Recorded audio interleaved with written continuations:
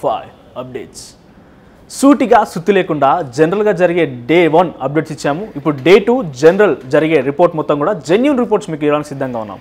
So big Boss 5 season entertainment కోసం start అయిందనగానే దీనికి స్పాన్సర్డ్ బై ఫాల్కన్ పంపు కాదు పాతాళగంగా అనాలనిపిస్తుంది. ఎందుకంటే ఎంటర్టైన్మెంట్ షో అనగానే ఎంటర్టైన్మెంట్ ఇస్తారేమో, లేకపోతే 19 మంది 18 మంది కంటెస్టెంట్స్ లోపలికి పోయారు కదా, వాళ్ళందరూ ఎంటర్టైన్మెంట్ ఇస్తారేమో, ఎంజాయ్మెంట్గా ఉంటుందేమో, ఫన్ క్రియేట్ చేస్తారేమో అనుకుంటే అరే ఎవరు చూసినా ఏడుస్తూనే ఉన్నారు. అసలు ఏమిటికి ఏడుస్తారు? రీజన్ లేస్ ఏడుపులంతా కూడా ఏడుపు బాగా పండించడంలో ఒక మంచి నటన పండించాలన్నట్టుగా ఏడుపును బాగా పండిస్తున్నారు వాళ్ళంతా కూడా. మరి కంటెంట్ క్రియేట్ చేయడం కోసమా, లేకుంటే ఫ్రేమ్లో ఉండడం కోసమా, అసలు ఏం అర్థమైతే లేదు. So big Boss day 2 open చేయగానే షణ్ముఖ్ అండ్ విశ్వ ఫ్రేమ్లోకి వచ్చేసి షణ్ముఖ్ ఏదో పెద్ద మోటివేటర్ లాగా విశ్వకు మోటివేట్ చేస్తున్నట్టుగా వాళ్ళిద్దరి మధ్య క్లాష్ వచ్చి సాల్వ్ చేసుకునే ప్రయత్నం చేశారు.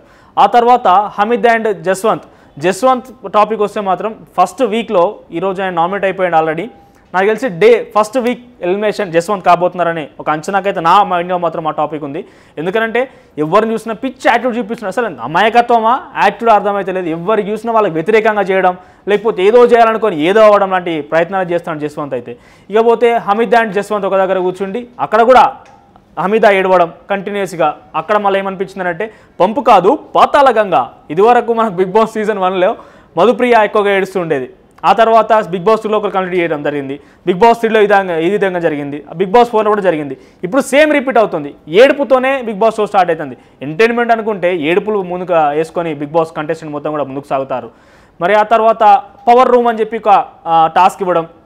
ఆ టాస్క్లో ఫస్ట్ అంటే టాస్క్ ఇన్ సెన్స్ ఆ పవర్ రూమ్లోకి వెళ్ళాలంటే ఒక టాస్క్ క్రియేట్ చేయడం. ఆ తర్వాత ఫస్ట్గా పవర్ రూమ్లోకి వెళ్ళింది విశ్వ వెళ్ళిన తర్వాత బిగ్ బాస్ ఏమంటాడంటే మొత్తం ఉన్న ఒంటి మీద ఉన్న బట్టలు ప్రతి ఒక్కరు తీసేసి ఎవరైతే ఉంటారో ఆపోజిట్ జెండర్ బట్టలు ధరించాలి అనే టాస్క్ ఎవరైనా ఇద్దరు కంటెస్టెంట్స్ చూస్ చేసుకోమనగానే వితౌట్ ఎనీ డౌట్ ఒక నిమిషం పాజ్ అని చెప్పేసి విశ్వ ప్రియా మరియు యాంకర్ రవి చూస్ చేసుకోవడం జరుగుతుంది.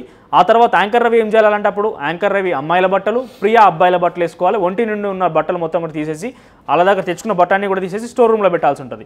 సో ఆ సందర్భంలో బయటకు వచ్చిన వెంటనే విశ్వని అడగడం జరిగింది వీళ్ళందరికీ ఇట్లా ఏమైందిరా అంటే సడన్గా ఒక షాకింగ్ విషయం కదా, అంటే వెళ్ళడం డే 2నే ఇలాంటి ఒక టాస్క్ రావడం, బట్టలు పంపించడం ఇలాంటి ఒక పెద్ద సస్పెన్స్ టాస్క్ కాబట్టి బయట రావడంతోనే రవి అడిగిండు ఏమైందిరా అంటే సో అండ్ సో ఇట్లా జరిగిపోయింది, ఇద్దరు పేర్లు చెప్పినా మీ బట్టలు ఇచ్చేయాలంటే బట్టలు మొత్తం ప్యాక్ చేసి ఇవ్వడం జరిగింది.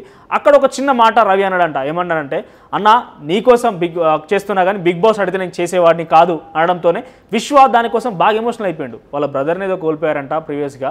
సో నా కోసం నా తమ్ముడు చేసేవాడు ఇదివరకు, ఇప్పుడు అన్న నీకోసం చేస్తున్నాను రవి అన్నాడు కాబట్టి అని చెప్పి దాని గురించి బాగా ఎమోషనల్ అయిపోయి. కానీ రవి విషయానికి వస్తే మాత్రం హ్యాట్స్ ఆఫ్ చెప్పవచ్చు. రవికి అయితే స్పోర్టీగా తీసుకోవడం, ఒక అమ్మాయిల బట్టలు ధరించడం, దట్టు రియాలిటీ షోలో ఇంతమంది ప్రేక్షకులు చూస్తారు. బిగ్ బాస్ అనగానే చాలా వ్యూవర్షిప్ ఉంటుంది. అలాంటి సిచ్యువేషన్లో ఇంతమంది వ్యూవర్షిప్ ఉన్న బిగ్ బాస్ హౌస్లో అమ్మాయిల బట్టలు ధరించి దట్టు కొన్ని రోజుల వరకు ఉండాల్సిందేమో అనే తెలిసినప్పటికీ మొత్తం కంప్లీట్ బట్టలు ఇచ్చేసి అమ్మాయిల బట్టలు ధరించుకోవడం, ఆ స్పోర్ట్ని చూస్తే నిజంగా రవికి హ్యాట్స్ ఆఫ్ చెప్పాల్సిందే.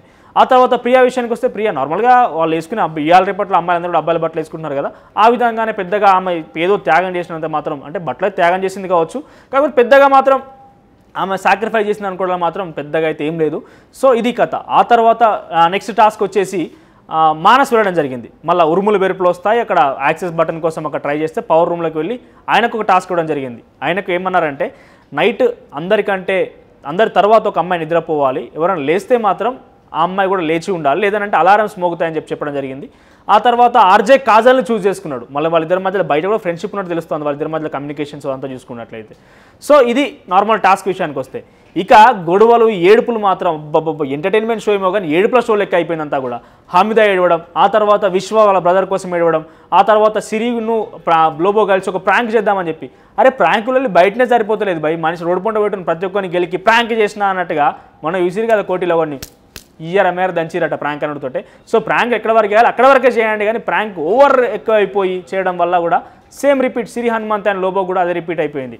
లోబోను సిరి హనుమంత్ ఇద్దరు ప్లాన్ ఈ ప్లాన్ కూడా సిరిదే అంట. సో సిరి ఏం చేసింది లోబో గారికి వెళ్ళి సో అని చెప్పి మనం ప్రాంక్ చేద్దాం, ఈ రకంగా మన ఇద్దరి మధ్య క్లాష్ ఉన్నట్టుగా బిహేవ్ చేసి మనం మాటలు ఎక్కువ చేసుకుందాం అన్నట్టుగా ప్రాంక్ చేసిరంట. సో ఈ ప్రాంక్ అంతా మిగిలిన వాళ్ళ మీద ప్రాంక్ అయింది కాబట్టి ఎమోషనల్గా ఇట్లా చేయడం తప్ప అని చెప్పి అందరు మొత్తం మిగిలిన కంటెస్టెంట్స్ అందరూ కూడా సిరిని గట్టిగా వేసుకున్నారు.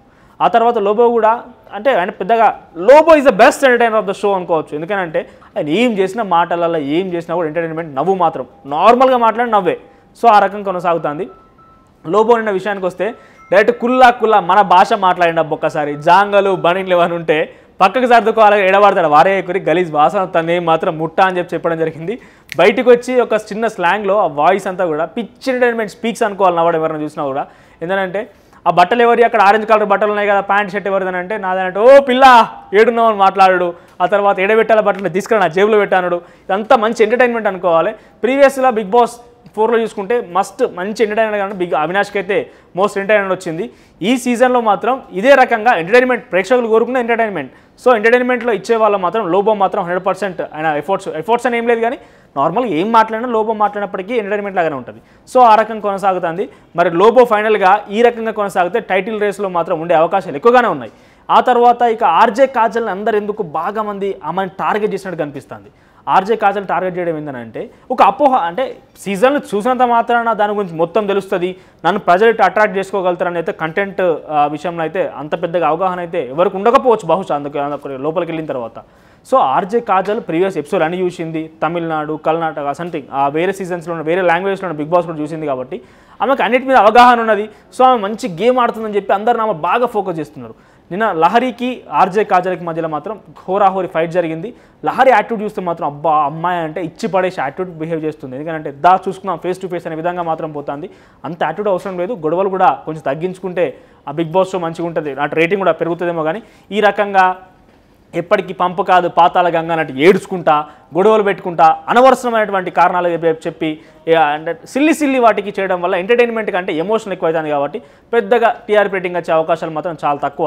ఇకపోతే మధ్యలో జస్వంత్కి యానీ మాస్టర్కి మాత్రం పిచ్చి ఫైట్. జస్వంత్ చెప్తున్నా నాకున్న టాప్ అనాలిసిస్ ప్రకారంగా లేకపోతే నాకున్న నాలెడ్జ్ ప్రకారంగా బిగ్ బాస్ పై ఉన్న అవగాహన ప్రకారంగా ఫస్ట్ వీక్లో ఫస్ట్ ఎలిమినేషన్ జస్వంత్ అవుతారని అనుకుంటున్నాను. ఎందుకంటే అరే అలా కంపేరింగ్ టు వాళ్ళందరితో కంపేర్ చేస్తే చాలా తక్కువ ఏజ్ అంట వాళ్ళన్న మాటలు చూస్తే.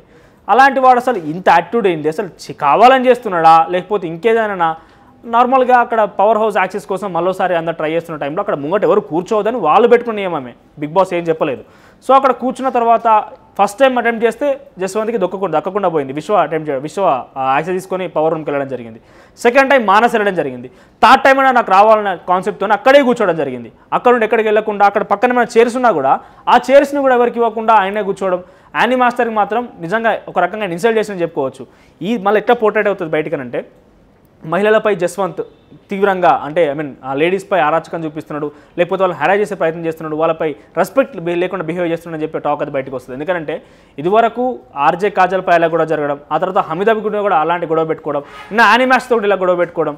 ఈ రకంగా చూస్తే అసలు జస్వంత్ అనే మోర్ యాటిట్యూడ్ చూపిస్తున్నాడా, అసలు తెలియక చేస్తున్నాడా, తెలిసి ఇలా బిహేవ్ చేస్తున్నాడా అర్థం కావట్లేదు.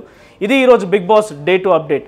మరింత అప్డేట్తో మరోసారి మీ ముందుకుంటాను. అప్పటి వరకు చూస్తుండండి top 5 Bigg Boss updates. Thank you. Hello sir, madam, Yadadri సమీపంలో భువనసూర డెవలపర్స్ వెంచర్లో గజం కేవలం 11,999 రూపాయలకే. మీకు అర్థమవుతుందా?